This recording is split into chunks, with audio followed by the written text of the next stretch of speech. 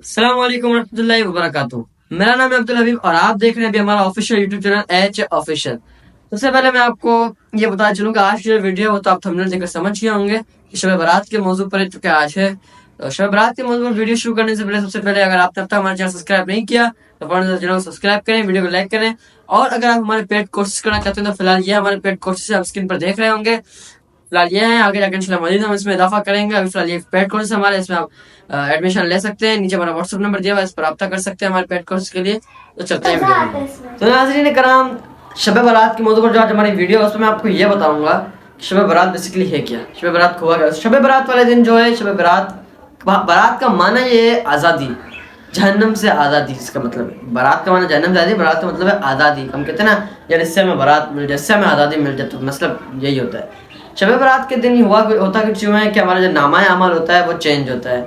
मतलब हमारे नामा अमल जिसमें लिखा जाता है वो बुक हमारी चेंज होती है, एक तरह से वो बुक हमारी चेंज होती है नामा अमल की। खैर, और दूसरा जो है वो है कि इस रात में अल्लाह ताला सबको बख्श देता है, जो मांगता है वो मिलता है।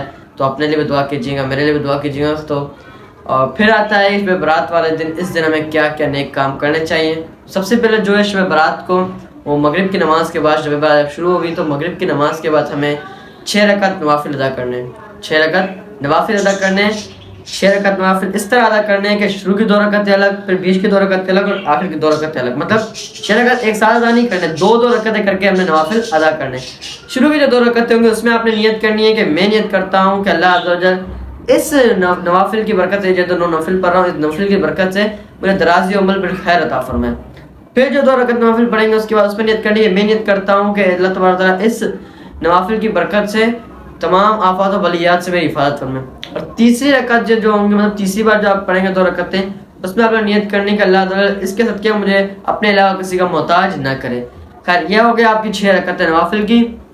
हर 2 रकात के दरमियान आपने एक बार सूरह यासीन शरीफ या फिर सूरह इखलास शरीफ 21 दफ़ा पढ़नी है, या तो एक दफ़ा यासीन शरीफ या 21 दफ़ा सूरह इखलास शरीफ पढ़नी है हर 2 रकात के दरमियान। मतलब कितनी बार होगा, पहले की 2 रकातें फिर दरमियान में पढ़ना है, फिर 2 रकातें फिर, मतलब 2 बार आप लोगों ने करना है ये, और एक बार तो आखिर में करना, मतलब यही हो गया।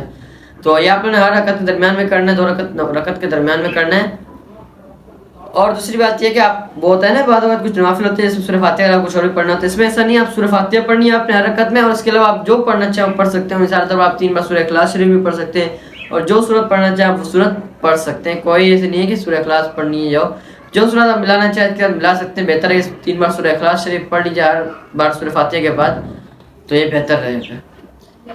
तीसरा ये कि शब बारात वाला जो रात होगी, इससे हमारे यहाँ इज्तिमात भी बहुत से होते हैं, हर जगह मसाजिद में भी होते हैं। और जो नमाज का मैंने आप लोग बताया, इसमें यह भी हो सकता है कि जब आप सूरह यासीन शरीफ खुद नहीं पढ़ रहे, मतलब एक बंदा पढ़े और सारे सुन लें। आप लोग मसाजिद में जाते होंगे मगरिब की नमाज के बाद जब ये नवाफिल अदा होते हैं, तो वहाँ पर मसाजिद में इमाम साहब खुद नवाफिल अदा करते हैं, उसके बाद सूरह यासीन शरीफ पढ़ते हैं, और जो मुक्तदीन होते हैं वो सब खामोशी से सुन रहे होते हैं।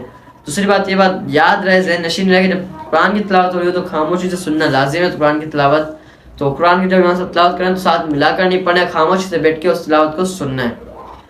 ये भी हो सकता है कि एक बंदा पढ़े और दूसरे बंदे सुने, ठीक है।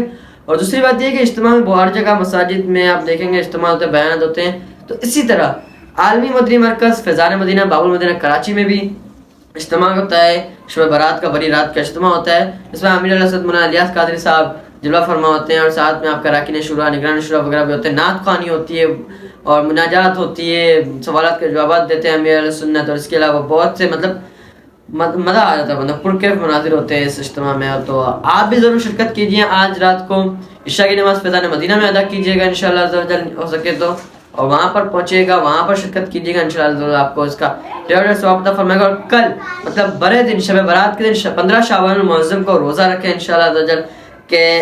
ये हो ना कि बंदा जब हो सके तो आज भी रोज़ा रखा आपने, कि बंदे का जब नामा अमल का जो पेज चेंज हो रहा हो तो आखिरी पेज में भी बंदे का यही लिखा जाए कि रोज़ादार था। जब नए पेज में दाखिल हो तब भी बंदा अगले दिन नए पेज में भी उसका रोज़ादार लिखा जाए।